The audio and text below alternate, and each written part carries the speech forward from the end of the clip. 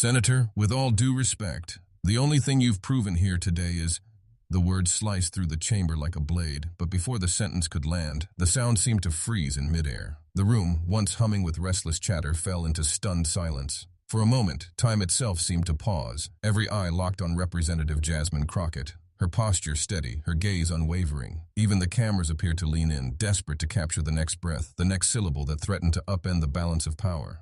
How did it come to this? How did a routine hearing, another day in the grinding machinery of Washington, become the stage for one of the most electrifying confrontations in recent memory? To understand, you have to rewind. Step back from this frozen instant, back before Crockett's voice pierced the air, before the chamber gasped, before the tide turned. Because this wasn't just about two politicians sparring over policy, this was about respect. It was about who gets to speak, who gets silenced, and who dares to stand tall in the face of arrogance. It was about a man who built his brand on interruption, sneering through his opponent's words as though volume could substitute for truth.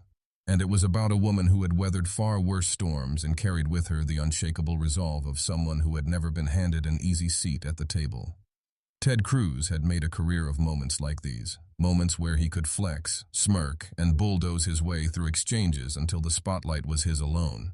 He interrupted not to listen, not to engage, but to dominate. He thrived on control, on cutting off sentences before they had a chance to bloom. He had done it to Democrats, to reporters, even to members of his own party, and today he thought would be no different. But arrogance has a way of blinding men to the strength of two ear opponents. What Cruz didn't realize, what no one in that room realized yet, was that Crockett's patience was nearing its limit. Each smirk, each condescending wave of his hand, each deliberate cutoff was adding weight to a spring coiled tighter and tighter, waiting for release. No one knew it yet, but Crockett's patience was about to run out, and the nation was about to witness it live. The hearing wasn't supposed to be a battlefield. On paper, it was another line on the congressional calendar. A committee session meant to probe policy details, weigh arguments, and, at least in theory, bring clarity to issues that affect millions of Americans. But on this day, under the bright lights and sharper shadows of the chamber, the air crackled with a tension that far outweighed the agenda. The stakes weren't just legislative, they were symbolic. This was about whose vision of America would carry the day. At the center of it all sat Ted Cruz, leaning back in his chair with the familiar air of smug readiness. He wasn't there to discuss the fine print of policy. He was there to perform, to remind the cameras of his presence, to drown out nuance with sheer volume. He relished these hearings as a stage. Interruptions, deflections, and grandstanding were not bad form for him. They were the strategy. Each exchange was a chance to appear dominant, to show his base that he could bulldoze anyone in his path. And in his mind, today's target was a freshman congresswoman from Texas, someone he assumed would be easier to rattle, easier to silence. But Representative Jasmine Crockett wasn't just anyone. She carried into that chamber the lived reality of communities that had been ignored, dismissed, and talked over for generations. She had fought her way up, not by cutting others off, but by standing firm in her convictions. To Cruz, she may have looked like a convenient sparring partner. To millions watching, she represented something much larger: dignity under fire, truth under pressure. Every interruption mattered because every interruption symbolized more than just two politicians clashing. It was a microcosm of America's struggle over who gets to define the narrative. Cruz's strategy was as old as politics itself: shout louder, posture harder, control the conversation. But Crockett embodied the counterforce, the voice that refused to be erased, the calm persistence of someone who knew her presence was not a gift from the establishment but a hard-won right. The hearing became a metaphor unfolding in real time. With every smug interjection, Cruz wasn't just challenging Crockett. He was daring the very idea that dignity could withstand mockery, that truth could survive being trampled mid-sentence. The tension escalated like a drumbeat growing louder with each round of interruption, and the audience could feel it. Viewers at home leaned forward, sensing that this was no longer about procedural questions or talking points. This was about whether someone like Jasmine Crockett could hold the line against a senator who had built his career on bluster. This was about identity, pride, and the universal desire to be heard in a world that too often rewards arrogance. With each exchange, the imbalance sharpened. Cruz, confident in his pattern of domination, thought the game was going as usual. But under the surface, a shift was building. Crockett's responses weren't laced with anger or defensiveness. They carried patience, poise, and a steel spine that grew more visible with each attempted silencing.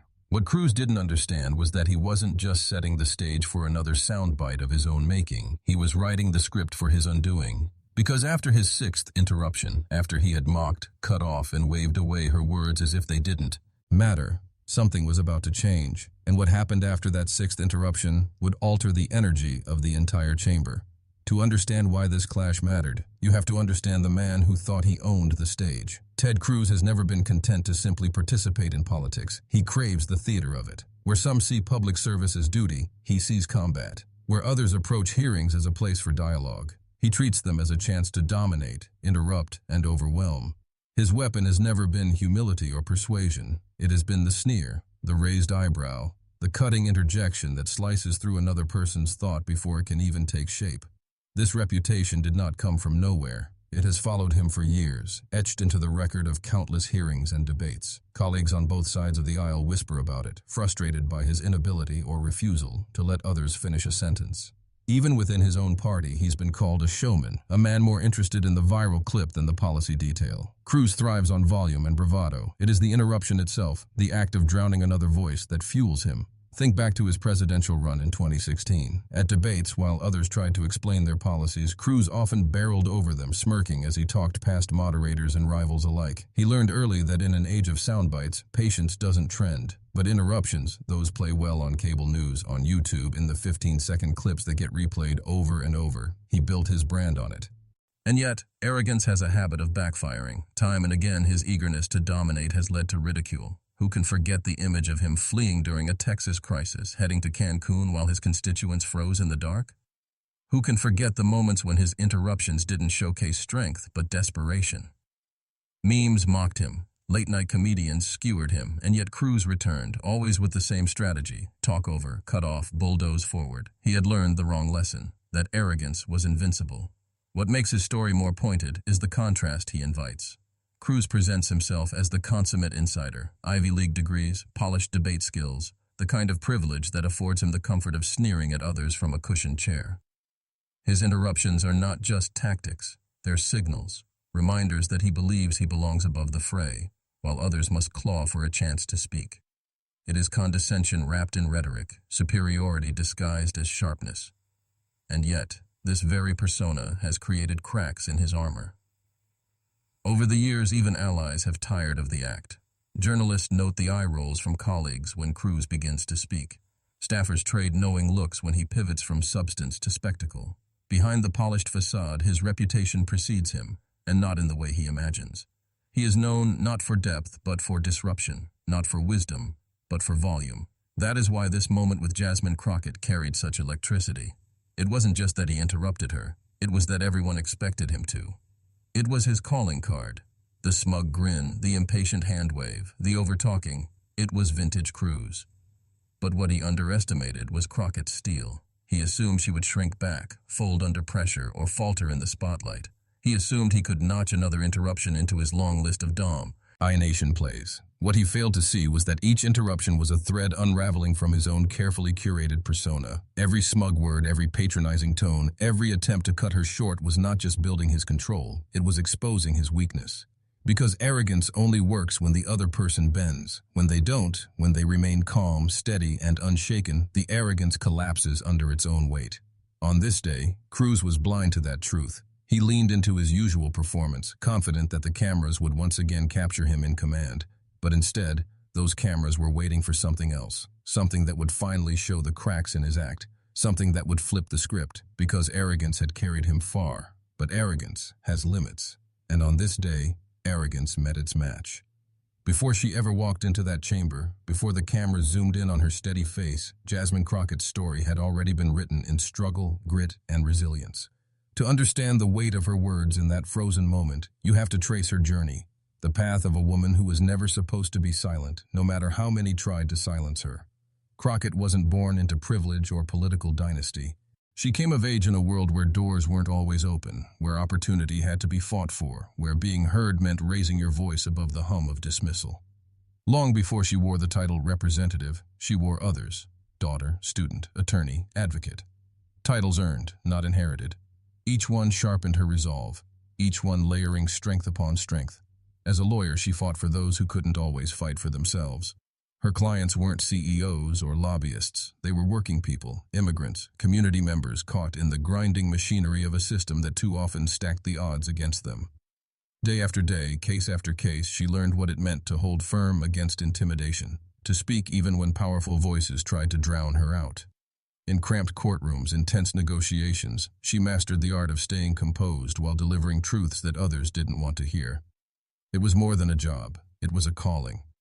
She saw the pattern, how those with the least resources were interrupted, dismissed, told to wait their turn. And she refused to let that pattern go unchallenged. Her law practice became a crucible, preparing her for moments like the one she would face with Cruz, moments where interruption was not just rudeness, but a tactic of power. She had already lived that reality, already learned to rise above it. When she entered politics, it wasn't with the entitlement of someone expecting applause. It was with the urgency of someone carrying the voices of communities who rarely got the microphone.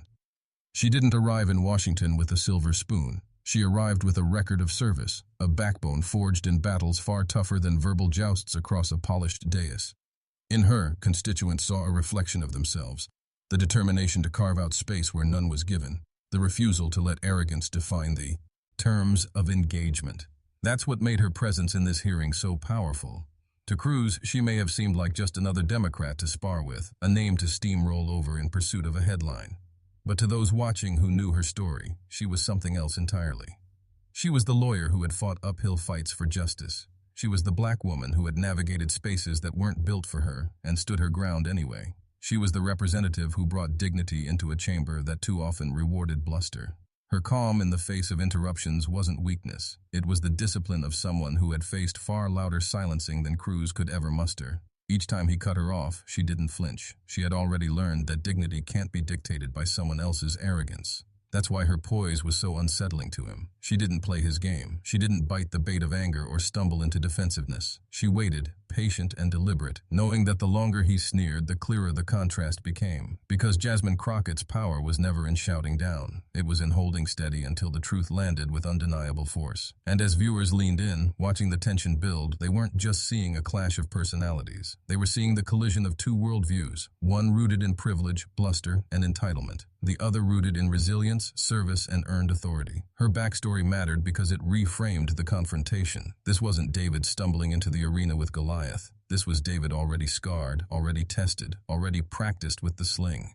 Cruz didn't know it yet, but every time he interrupted, he was tightening the coil of a spring that had been building for years. A spring that was about to snap back with devastating precision. In that chamber, Crockett wasn't just speaking for herself. She was speaking for every person who has ever been waved off mid-sentence. Every woman told to lower her voice. Every immigrant asked to wait their turn. Every community interrupted by power and privilege. She carried that history with her, and it gave her a calm strength that arrogance could never match. And that's why, when the moment finally came, when Cruz leaned in for that fateful seventh interruption, she was ready.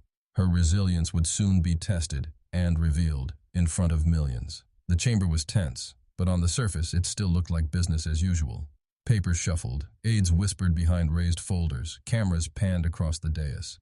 Yet beneath the hum of routine, a rhythm had begun to take hold. A rhythm measured not in policy arguments, but in interruptions.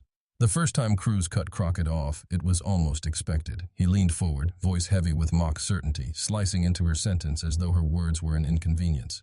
The air shifted slightly, but Crockett kept her composure, her tone even as she reclaimed her point. To the casual viewer, it looked like just another congressional exchange, but to those who knew his patterns, it was a familiar opening move. The second interruption came faster, this time with a smirk. Cruz waved a dismissive hand, cutting her argument short and pivoting to a talking point that had little to do with the discussion. Laughter bubbled from a few corners of the room, sympathetic colleagues who had seen this act before. Yet Crockett didn't laugh, didn't scowl. She simply waited, eyes fixed on him, before calmly picking up her thought where she had left off.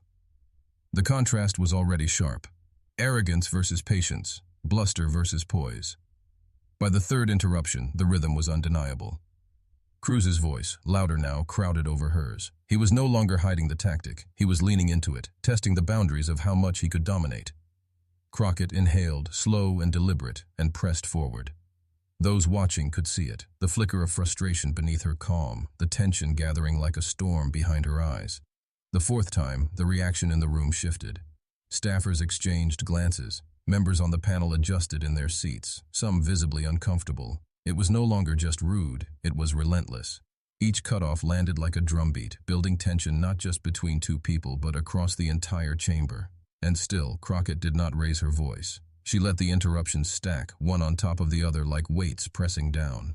The fifth interruption felt almost desperate. Cruz leaned in harder, his words spilling over hers with the cadence of a man certain he was winning. But viewers at home could sense the opposite. On social media, fingers hovered over keyboards. Clips were already being cut. This wasn't dominance. It was overcompensation. Arrogance stretched so far, it began to look brittle. By the sixth, the room was restless. Cruz's tone sharpened, his interruptions now so frequent they bordered on parody. The camera caught Crockett's expression, measured but unmistakably firm. She had given him rope, and he was taking it loop by loop without realizing how close he was to tying the knot around himself.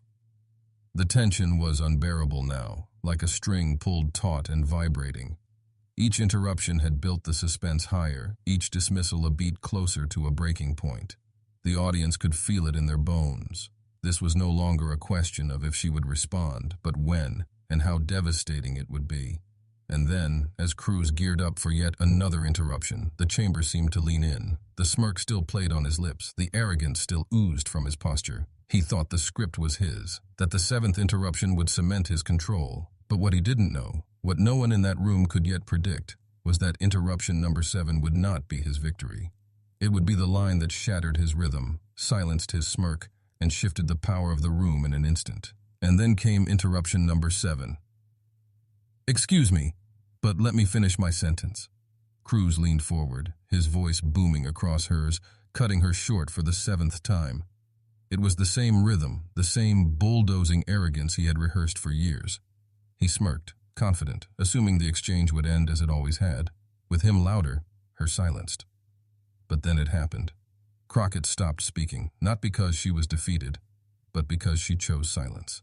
A long, deliberate pause filled the chamber. She leaned back slightly, eyes locked on Cruz, letting the weight of the moment settle. The room stilled. Viewers watching felt the shift, the coil snow. Apping free, the spring released. When she finally spoke, her voice was steady, measured, yet every word carried an undeniable sting. "Senator, with all due respect, the only thing you've proven here today is that interruption isn't the same thing as intelligence." Gasps rippled across the chamber. Some heads turned sharply, others froze, stunned. It wasn't just the line, it was the calm precision with which it was delivered. She didn't raise her voice, she didn't sneer, she simply told the truth in a way that stripped away every layer of his performance. Cruz blinked, caught off guard. His smirk faltered for the first time. He opened his mouth to respond, but Crockett pressed on, her words deliberate, each one a hammer striking arrogance at its core.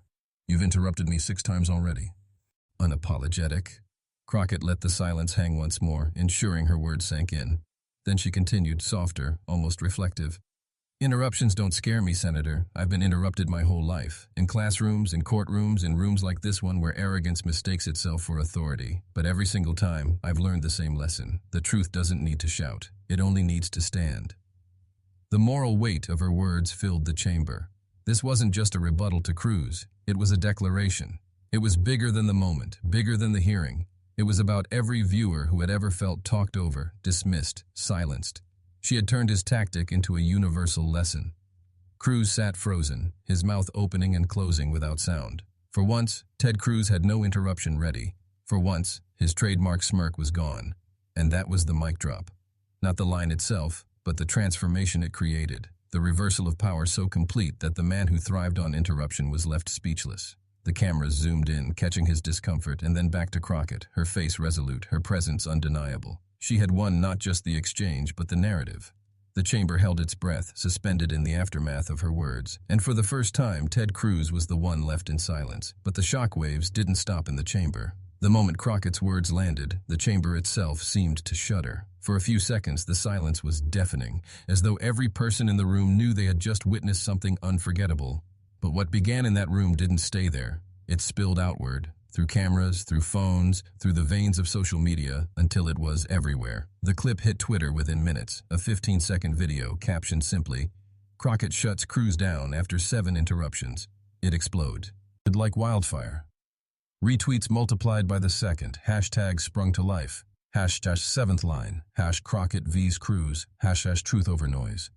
By the end of the first hour, it was trending nationwide. Memes followed almost instantly. One showed Cruz holding up 7 fingers with the caption, "Lucky number 7, not for Ted." Another freeze-framed his stunned face mid-silence, paired with Crockett's calm stare, the text reading, "Dignity doesn't need to shout." TikToks remixed the moment into everything from dramatic movie trailers to gospel choirs hitting crescendos on Crockett's final words. It wasn't just political, it was cultural. Commentators jumped in. Cable news hosts replayed the footage on loop, dissecting every pause, every glance, every syllable of Crockett's counterattack. Pundits who often sparred found rare agreement. Cruz had been dismantled in real time. Editorials called it a masterclass in composure. Journalists wrote about the symbolism, how a freshman congresswoman had taken on one of the Senate's most notorious interrupters and flipped the script in a single exchange. And then came the celebrity reactions. Musicians, actors, comedians, all chimed in. One A-list star tweeted, "Jasmine Crockett is my new spirit animal." Another posted the clip with the caption, "This is what resilience looks like." Late-night comedians used it as their opening monologue, mocking Cruz's expression, replaying the silence after her line, letting the audience laugh until tears streamed. The ridicule was relentless, and it was all directed one way. Meanwhile, Crockett's supporters flooded her accounts with messages of pride and solidarity. Immigrant families shared stories about times they had been talked over, silenced, dismissed, and how her words felt like vindication. Young women wrote about the inspiration of seeing someone refuse to bow to arrogance. Hashtags turned into testimonials. The moment had become more than a political takedown. It was a mirror reflecting the lived experiences of millions. For Cruz, the backlash was immediate and brutal. His team scrambled to spin the narrative, releasing statements about partisan theatrics and grandstanding. But no matter how they framed it, the image of him sitting in silence, lips pursed, face drained, was unavoidable. The internet had already decided.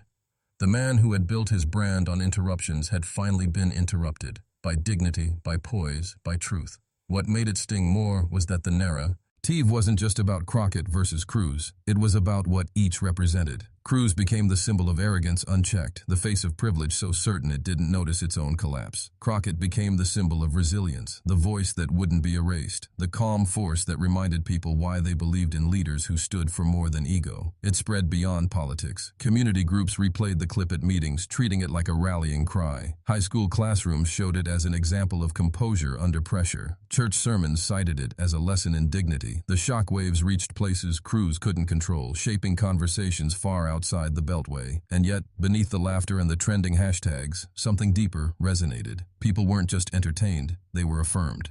They saw themselves in Crockett's steadiness, in her refusal to be silenced. It wasn't only about Cruz losing a battle, it was about the validation that arrogance could be confronted, that dignity could prevail. That's why the moment stuck, why it kept replaying on screens long after the hearing ended. Crockett hadn't just won an exchange. She had created a cultural flashpoint. Yet beyond the memes, beyond the laughter, beyond the viral thrill of seeing arrogance crumble, a deeper truth was taking shape. And that truth would echo far louder than any single line in a heated hearing. As the laughter faded and the hashtag slowed, something else lingered. The clip of Crockett silencing Cruz wasn't just a moment of political theater. It became a parable. It reminded people of a truth often buried under the noise of Washington. That dignity, when tested, can outlast arrogance. That calm resolve can pierce louder voices. That justice doesn't need to shout to be heard.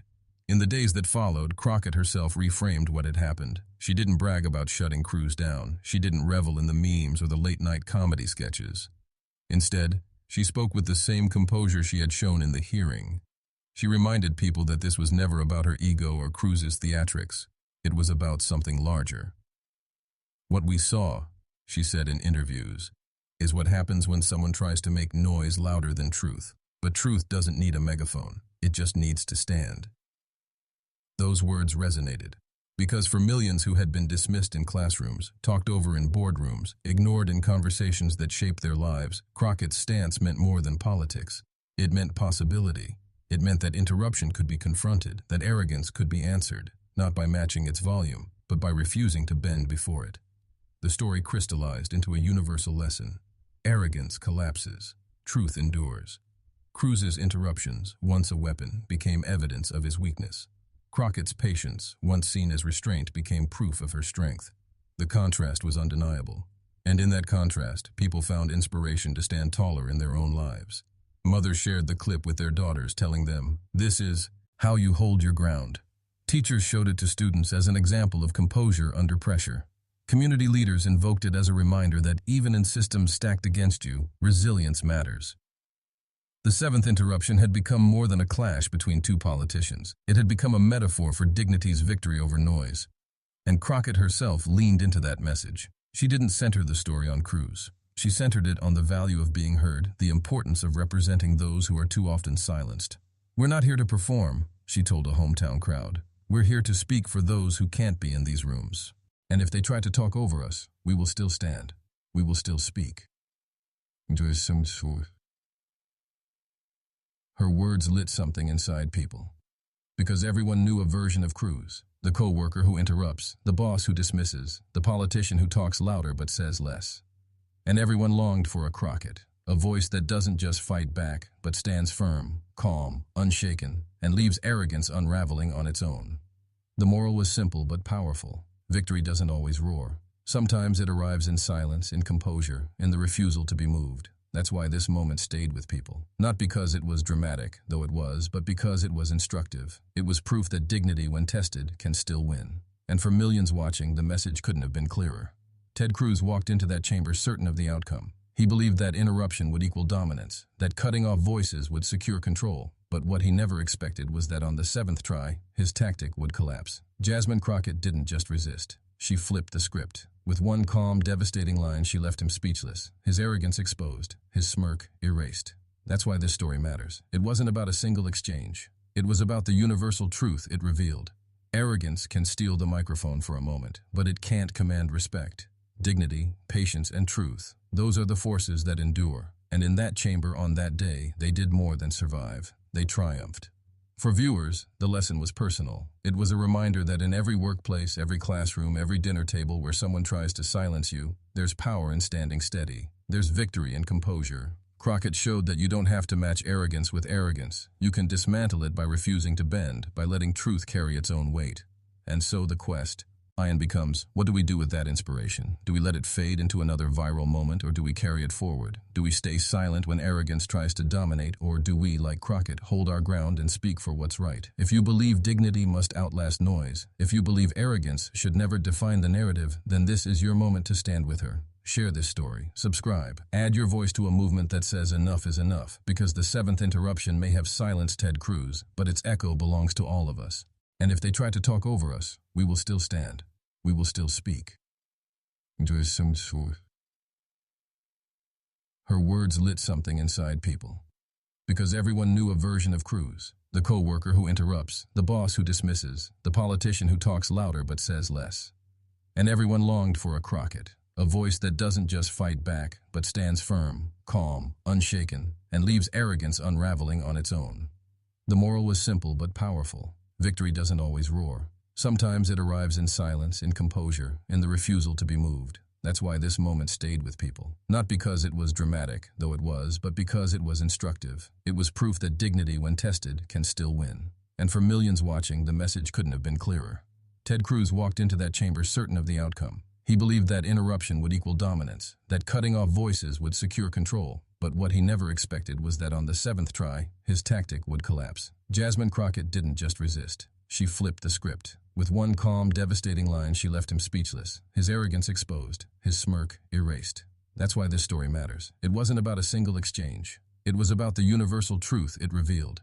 Arrogance can steal the microphone for a moment, but it can't command respect.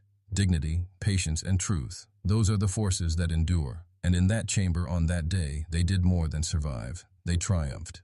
For viewers, the lesson was personal. It was a reminder that in every workplace, every classroom, every dinner table where someone tries to silence you, there's power in standing steady. There's victory in composure. Crockett showed that you don't have to match arrogance with arrogance. You can dismantle it by refusing to bend, by letting truth carry its own weight.